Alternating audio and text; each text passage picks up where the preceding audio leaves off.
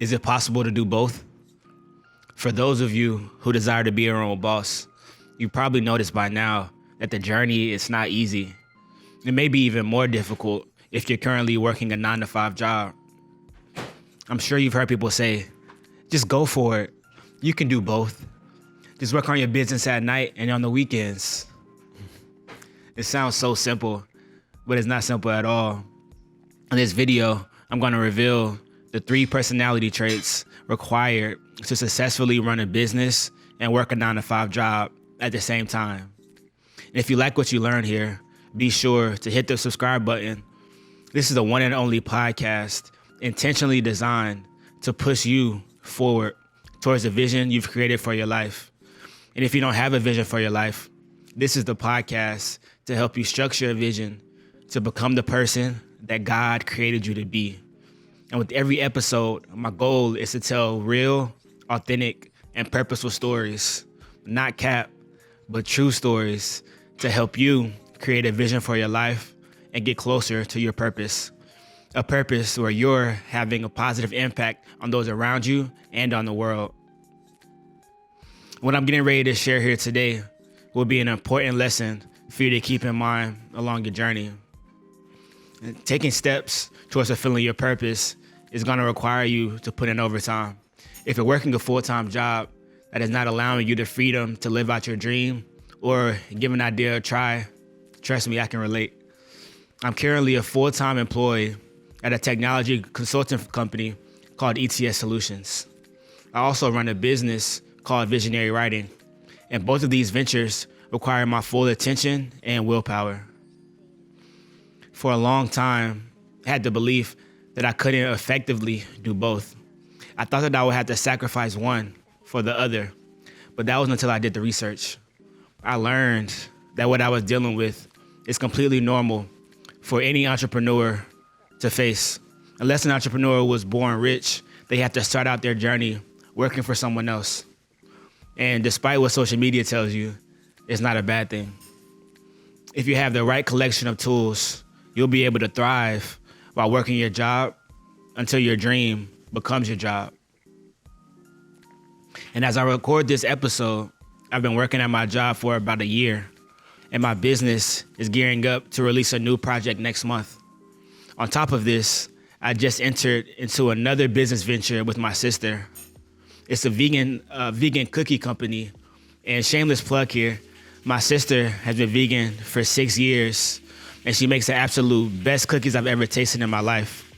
If you want to check them out, you can go to bovtreats.com. Honestly, if it wasn't for the 3 things I'm about to share, I would not be able to do everything that I just named. And I do know this.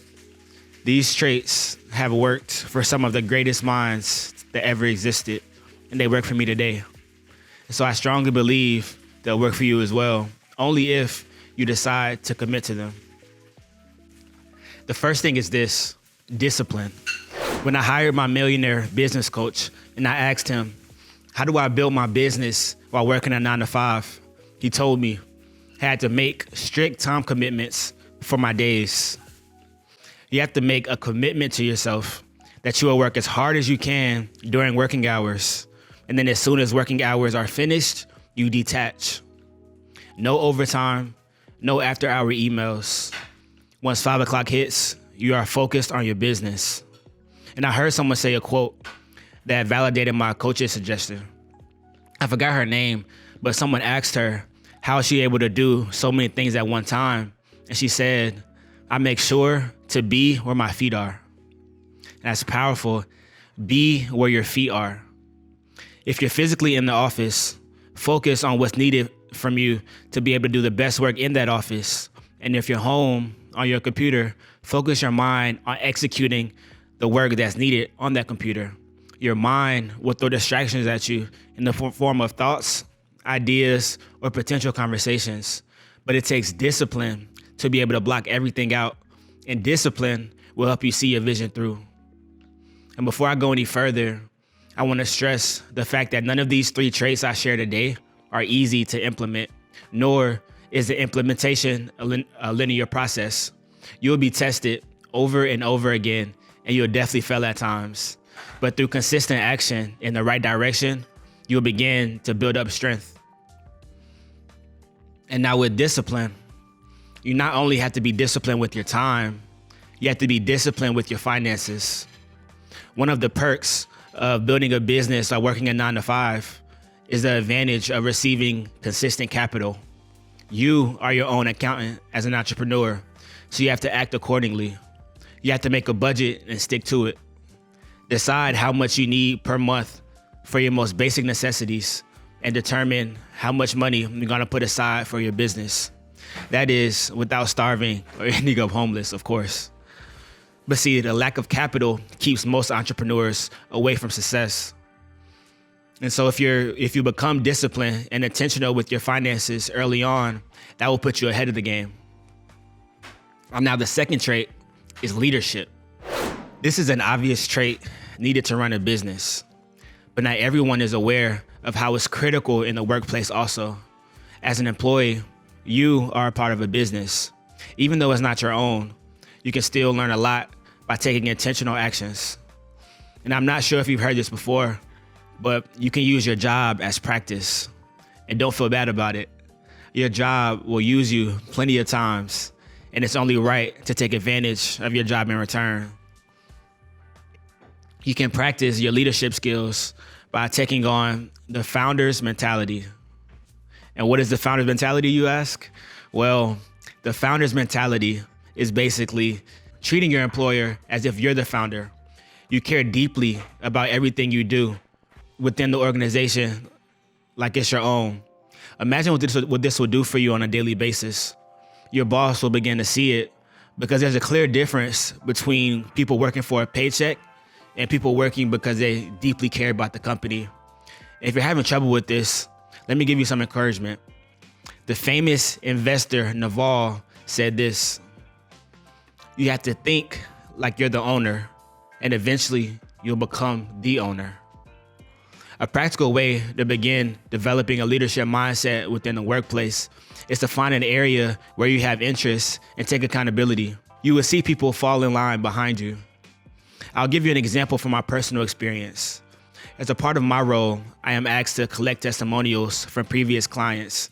And since I enjoy podcasts and interviewing, I decided to develop an idea to start a podcast within the company where we talk with past clients and even prospects. Now, this was a completely new idea that had never been presented before. And so when I first mentioned it, my team members weren't as excited as I was hoping. They thought it was a good idea, but they didn't understand how it was relevant to the company. And so I continued to work on the idea. I didn't just give up after the first meeting. I continued to work and work and work, and I developed a business plan. I also went ahead and designed the artwork, and I bought the software myself. A few weeks later, I re-presented the idea, and this time I had more to show for. By taking the lead and building on an idea, my idea was eventually approved. And now, guess who's leading the way for this project? Exactly. So find a way to build within your current role at your job, and keep in mind that you are doing it for the experience, because one day you'll be the boss and you'll have to create, develop, and nurture all of the ideas. And now, number 3, resiliency. Now, this is a trait that will test how bad you truly want it. If you're gonna run a business successfully while working at 9-to-5, you will have to be resilient. And I just love the sound of that word, resilient. And let's dissect this word a little before I move forward. Dictionary.com defines resilient as this: returning to the original form or position after being bent, compressed, or stretched. And this is literally the perfect way to describe what I mean by resiliency. Working a 9-to-5 isn't easy. It's hard work. There will be days where you feel like you've been bent, compressed, or stretched at work. But to run a business while working a 9-to-5, you will have to be able to mentally return back to normal and start putting in work on your business after you've been beaten up at work. And it's a must, because you're basically just working 2 shifts. And there will be times or you have to sacrifice sleep or conversations with friends and family. But it's a sacrifice that will definitely pay off in the long run. And this too will take practice. You can't just flip a switch and become instantly resilient if you weren't before. You have to train your mind. But luckily, understanding comes through repetition. So as you listen to this episode over and over again, and you get reminded of all the things that are necessary in order to run a business while working a 9-to-5, you'll eventually understand this stuff deeply. It'll become a part of who you are. And that's what I hope for you. If you've enjoyed this video, please comment wherever you're watching right now or listening, and be sure to subscribe to Your Visionary Podcast on Apple Podcasts, Spotify, and YouTube. If you have any questions, feel free to reach out to me. And if you would like additional resources, such as the monthly budget that I use or my time tracker, email me. My email is christian@visionarywriting.co. And if you learned anything today, please share it with a friend. This is a free podcast, and all I ask in return is that you share it. Thank you so much for tuning in. I can't wait to talk to you next time. Peace and love. Hey guys, thanks for watching this video. If you'd like to see more, click the videos next to me, or I also offer one-on-one coaching on topics of business, personal power, and positivity. If that interests you, head over to mymentor.life/christianbrown. I hope to hear from you soon. Peace and love.